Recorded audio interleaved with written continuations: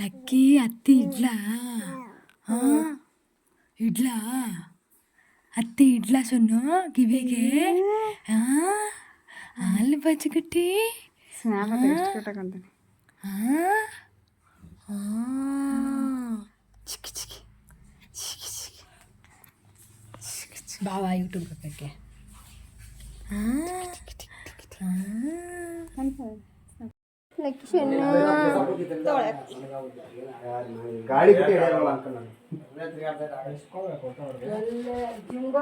ಬಟ್ಟೆ ಹಾಕ್ತಾ ಇದ್ದಾರೆ. ಹಾಯ್, ಮಿರ್ಚಿ ಪಾರು ಚಾನಲ್ಗೆ ಸುಸ್ವಾಗತ. ಇವತ್ತು ನೀವು ನೋಡ್ತಿದ್ದೀರಾ ನಮ್ಮ ಪಾಪು ಕ್ಯೂಟ ರೆಡಿ ಆಗ್ತಾ ಇರೋದನ್ನ. ಯಾಕೆ ರೆಡಿ ಆಗ್ತಾ ಇರ್ಬೋದು ಹೇಳಿ ನೋಡೋಣ. ಹೌದು, ಇವತ್ತಿಗೆ 1 ತಿಂಗಳಾಯಿತು ನಮ್ಮ ಪಾಪು ಹುಟ್ಟಿ. ಸೊ ಅದಕ್ಕೆ ಸೆಲೆಬ್ರೇಷನ್ ಮಾಡೋಣ ಅಂತ ಹೇಳ್ಬಿಟ್ಟು ಕೇಕ್ ತರಿಸಿ ಮನೆಯವರೆಲ್ಲ ಸೇರಿ ಚಿಕ್ಕದಾಗಿ ಬರ್ಡೇ ಸೆಲೆಬ್ರೇಷನ್ನ ಮಾಡ್ತಿದ್ದೀವಿ. 1 ಮಂತ್ ಕಂಪ್ಲೀಟ್ ಆಯಿತು. ಸೊ ಅದಕ್ಕಂತಾನೆ ನಮ್ಮತ್ತೆ ಮನೆಯಿಂದ ನಮ್ಮತ್ತೆ ಮೈದ್ನ ನಾದಿನಿ ನಮ್ಮ ಮಾವ ಅವರು ಬಂದಿದ್ದರು. ಹೊಸ ಬಟ್ಟೆ ತಂದುಕೊಟ್ರು, ಇದನ್ನು ಹಾಕು ಚಳಿಗೆ ಚೆನ್ನಾಗಿರತ್ತೆ ಅಂತ. ನನ್ನ ಪಾಪುನ ಹಿಡ್ಕೊಳ್ಳೋದೇ ತುಂಬ ಭಯ, ಯಾಕಂದರೆ ಇನ್ನೂ ಎಳೆ ಮಗು ಅಲ್ವಾ. ಸೊ ಕತ್ತೆಲ್ಲ ಏನೂ ಆಗಬಾರ್ದು ಅಂತ ಅಮ್ಮ ಬೈತಾನೆ ಇರ್ತಾರೆ. ಸೊ ಆ ಥರದಲ್ಲಿ ಈ ಬಟ್ಟೆ ಹಾಕ್ಬೇಕಂದ್ರೆ ನನಗಂತೂ ತುಂಬ ಹರಸಾಹಸ ಅಂತ ಅನಿಸ್ಬಿಟ್ಟಿತ್ತು. ಹಾಗೂ ಹೀಗೂ ನಿಧಾನಕ್ಕೆ ಬಟ್ಟೆನ ಹಾಕಿದೆ. ಬಟ್ಟೆ ಅಂತೂ ಎಷ್ಟು ಸಾಫ್ಟ್ ಇತ್ತು ಅಂದರೆ ಅಷ್ಟು ಸಾಫ್ಟ್ ಇತ್ತು. ಆದರೆ ಇಲ್ಲಿ ನನ್ನ ಮೈನ ಟೋಪಿ ಹಾಕ್ತೀನಿ ಅಂತ ಆಗ್ತಾಯಿದ್ದ. ಬಟ್ ನಮ್ಮ ಪಾಪಗೆ ಅದು ಇಷ್ಟ ಆಗಲ್ಲ.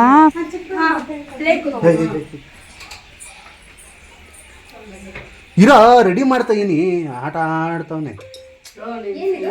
ಅದು ಹೆಂಗಿದ್ಯೋ ಹಂಗೆ ಬಿಡೋ.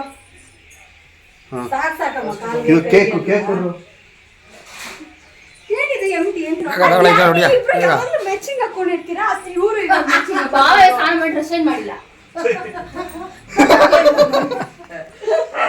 ಈ ಫೋಟೋ ನೋಡಿ ಆಮೇಲೆ ಕಳ್ಸ್ಕೊಳ್ಳೋದು ಇದ್ರಲ್ಲ ವಿಡಿಯೋ ಮಾಡಿ ಫೋಟೋ ಹೊಡ್ಕೊ.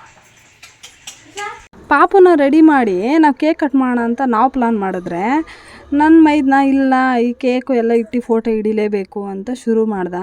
ಸರಿ ಆಯಿತು, ಬೇರೆ ಕೇಕ್ ಮಾತ್ರ ತಾನೇ ಪಕ್ಕದಲ್ಲಿ ಇಟ್ಟು ಫೋಟೋ ಹಿಡಿಯೋದು, ಬೇಗ ಹಿಡ್ಕೊ ಅಂತ ಹೇಳಿದ್ರೆ ಅವ್ನು ತೊಗೊಂಬಂದಿರೋ ಆಟ ಸಾಮಾನೆಲ್ಲ ಜೋಡಿಸ್ಬಿಟ್ಟು 1 ಅಂತ ನಂಬರ್ ಬರೋ ಥರ ಐಡಿಯಾ ಮಾಡಿ ಆ ಫೋಟೋನ ಹಿಡಿತೀನಿ ಅಂತ ಕೂತ್ಕೊಂಡಿದ್ದ.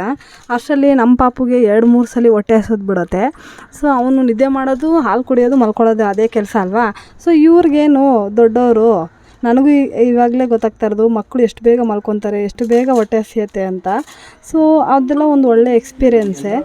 ಆಮೇಲೆ ನಮ್ಮ ಮುದ್ದು ಬಂಗಾರಾಗೆ ಕೇಕ್ನ ಕ್ಯಾಂಡಲ್ ಹಚ್ಚಿ ಕಟ್ ಮಾಡಿ ಸೆಲೆಬ್ರೇಷನ್ ಮಾಡಿದ್ವಿ. ಅಷ್ಟರಲ್ಲಿ ನಮ್ಮಮ್ಮ ಮತ್ತೆ ಶುರು ಮಾಡಿದ್ರು, ಕತ್ತೆ ಹೆಂಗೆ ಇಟ್ಕೊಂಡಿದ್ದೀರಾ ನೋಡು, ಮಗು ಮೇಲೆ ಗಮನ ಇರಲಿಲ್ಲ ಅಂತ.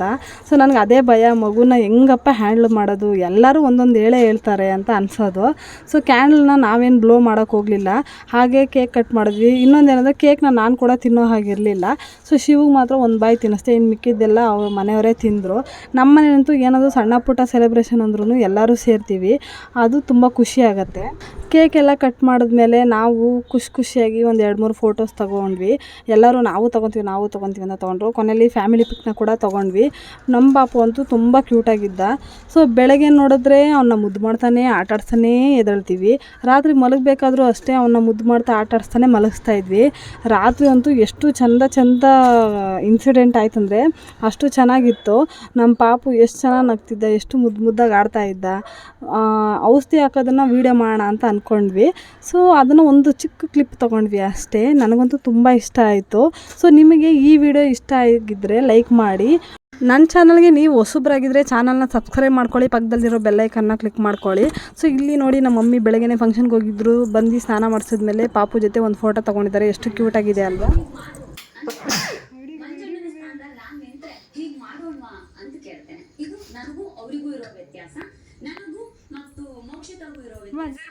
ಒಂದು ಆಟ ಮುಗಿದ ಮೇಲೆ ನಾಯಕ ಸೋಲನ್ನ ತನ್ನ ನೀವಿನ್ನೂ ಚೆನ್ನಾಗಿ ಆಡಬಹುದಾಗಿತ್ತು, ನೀವು 100% ಕೂಡಿ ಅಂತ ಬ್ಲೇಮ್ ಗೇಮ್ ನಾನು ಖಂಡಿತ ಆಡಲ್ಲ. ನಮಗೆ ಸೋಲ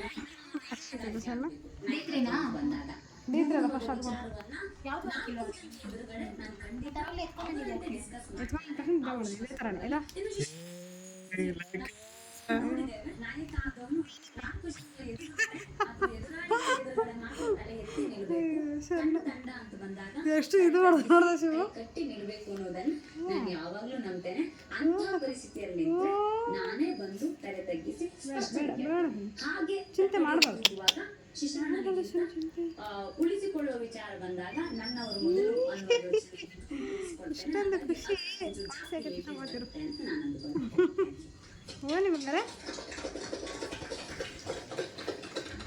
ಸೊ ಕ್ಯಾಪ್ಟನ್ಸಿ ಅಂದ ತಕ್ಷಣ ನನ್ನ ಪ್ರಕಾರ ಅದೇ ನಾನು ಸರಿ ನಿಮ್ಮೆಲ್ಲರ ತಪ್ಪುಗಳನ್ನ ಸರಿ ಮಾಡೋ ಜವಾಬ್ದಾರಿ ನನಗಿರುತ್ತೆ. ಯಾವತ್ತು ಇಲ್ಲಿಂದ ಇಲ್ಲೂ ಅಷ್ಟೇ ಯಾವುದನ್ನು ಬಿಟ್ಟಿಲ್ಲ. ಕೊಟ್ಟು ನನ್ನಿಂದ ಎಷ್ಟು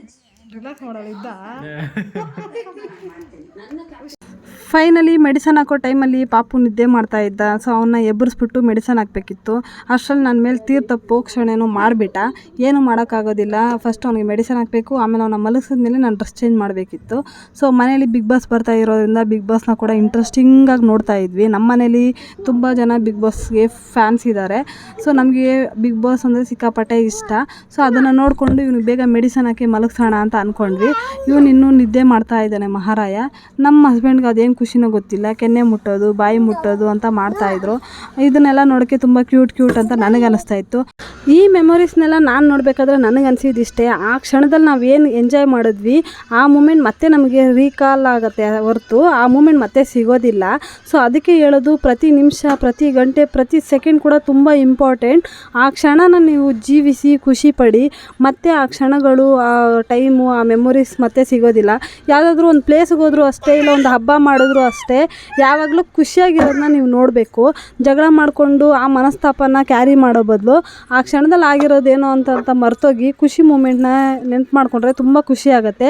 ಜೊತೆಗೆ ಆ ಕ್ಷಣನ ಜೀವಿಸಿ ಅಂತ ಹೇಳ್ತೀನಿ. ಲೈಫ್ನಲ್ಲಿ 1000 ಬರ್ಬೋದು, 1000 ಹೋಗ್ಬೋದು, ಬಟ್ ಇಂಥ ಮೆಮೊರೀಸು ಮತ್ತೆ ಸಿಗೋದಿಲ್ಲ ಅಂತ ಹೇಳ್ತೀನಿ. ಕಣ್ಣು ಮುಂದೆನೇ ಮಕ್ಕಳು ಬೇಗ ಬೆಳೆದು ಬಿಡ್ತಾರೆ, ಮತ್ತೆ ಆ ಪೀರಿಯಡ್ನ ಎಂಜಾಯ್ ಮಾಡೋಕ್ಕಾಗೋದಿಲ್ಲ.